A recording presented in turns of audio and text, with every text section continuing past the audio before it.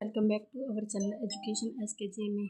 तो आज के हमारी वीडियो का जो टॉपिक है प्राकृतिक व्याकरण में कारकम जो कारक है उनका करेंगे। तो आज तो देखिए हम शुरू करते हैं। तो कारक है क्या, सबसे पहले हम कारक लिखेंगे। तो कारक क्या है?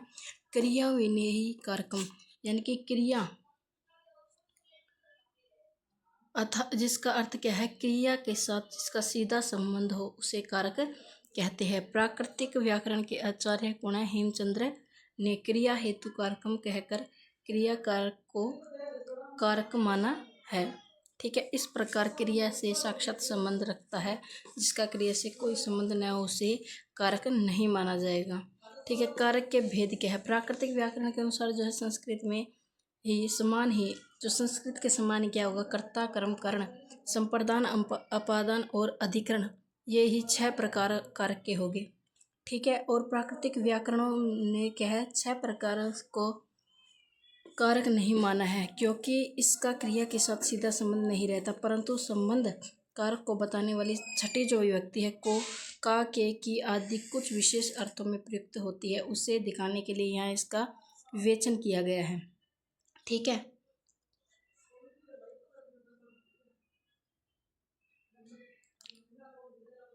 तो अब है हमारा कर्ता कारक। कर्ता कारक क्या है? कर्ता जो क्रिया को करने वाला होता है उसे क्या कहते हैं? हम कर्ता कहते हैं।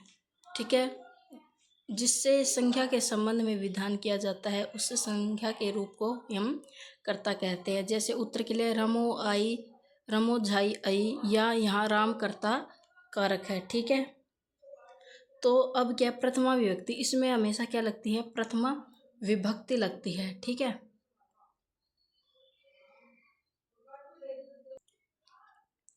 अब आता है जैसे प्रथमा विभक्ति में पुल्लिंग, स्त्रीलिंग, नपुंसक लिंग में परिणाम मात्र में एक तत्व मात्र में प्रथमा विभक्ति, जैसे जिणो, वाहु, तंडो, तड़ी, तंड इत्यादि जैसे शब्द हो गए। ठीक है, तो ये हमारा हुआ कर्ता कारक। दूसरा हमारा कारक कौन सा है? दूसरा हमारा कर्म कारक। ठीक है, कर्म जिस पदार्थ से क्रिया के व्यापार, जिसमें कर्म क्या है? जिस पदार्थ से क्रिया के व्यापार का फल प्राप्त होता है उस पदार्थ से सूचित होने वाली संख्या के कर्म को हम क्या कहते हैं?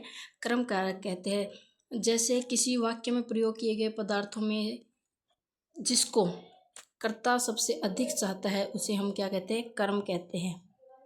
ठीक है, जैसे मासेसु अस्यम संबंधम, यानी कि यहाँ अस्यम संबंध क्रिया के व्यापार का फल है, अतः इसमें कर्म कारक होता है। ठीक है, तो इसमें कौन सी जो होगी विभक्ति? इसमें होगी द्वितीया और गाम गच्छई। ठीक है, और तीसरा हमारा प्रकार है करण कारक। करण कारक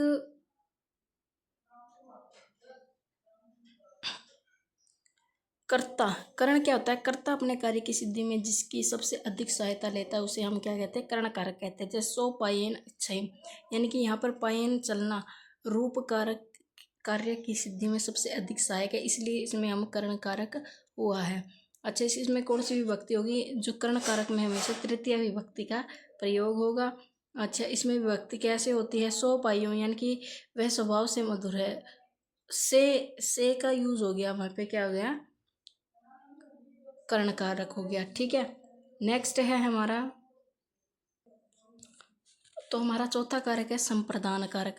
संप्रदान कारक जो कि दान के कर्म के द्वारा कर्ता जिसका उद्देश्य बनाता है उसे क्या कहते हैं? हम संप्रदान कारक कहते हैं। यहाँ जैसे कि इसमें संप्रदान में चतुर्थी विभक्ति होगी। इसमें हम जैसे मम तब विवायो रोई, ये वाला उदाहरण दे सकते हैं, या फिर और भी बहुत सारे इसमें उदाहरण आपको देखने को मिलेंगे।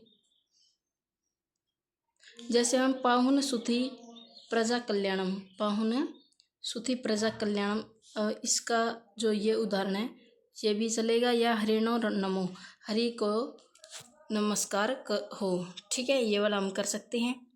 ठीक है, जो हमारा पांचवा कारक होगा वो होगा हमारा अपादान कारक। अपादान कारक में क्या, जब किसी वस्तु किसी एक वस्तु का किसी अन्य वस्तु के साथ या अन्य स्थान से अलगाव हो तो उसे, जिस वस्तु या स्थान से अलगाव होता है उसे अपादान कार्य कहते हैं। जैसे कि धावनो अस्तो अपाय्याम, इसके बहुत सारे हैं उदाहरण।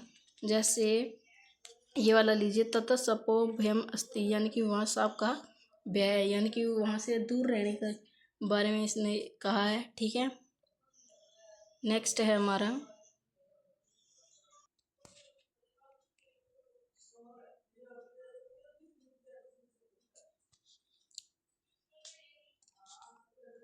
और अपादान में हमेशा जो हमारी क्या होगी, पंचमी विभक्ति का प्रयोग हुआ। जैसे धावंतो असी अपई, ये वाला उदाहरण भी हो जाएगा। ठीक है, तो उदाहरण और आपको विभक्ति का पता ही होना चाहिए किसमें कौन सी विभक्ति का प्रयोग होगा। लेकिन यहाँ पर अपादान में छठी विभक्ति का भी प्रयोग इसमें बताया गया है। ठीक है, जैसे कि स्वामी भाव संबंध में षष्ठी विभक्ति होगी, जैसे मऊ सुमरई, ये वाला हो गया। ठीक है, इसमें छठी विभक्ति होगी। अब आ गया हमारा जो लास्ट कारक है, अधिकरण कारक।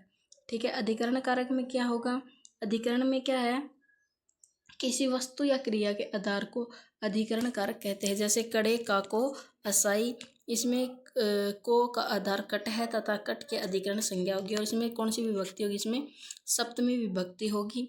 ये भी हमें लिखना है, अभी किस में कौन सी विभक्ति होगी, साथ में हमारे पेपर में आएगा तब हमें ये लिखना है। ठीक है, इस प्रकार से हमने सभी के सभी कारक कर लिए। अगर वीडियो पसंद आए तो वीडियो को लाइक और चैनल सब्सक्राइब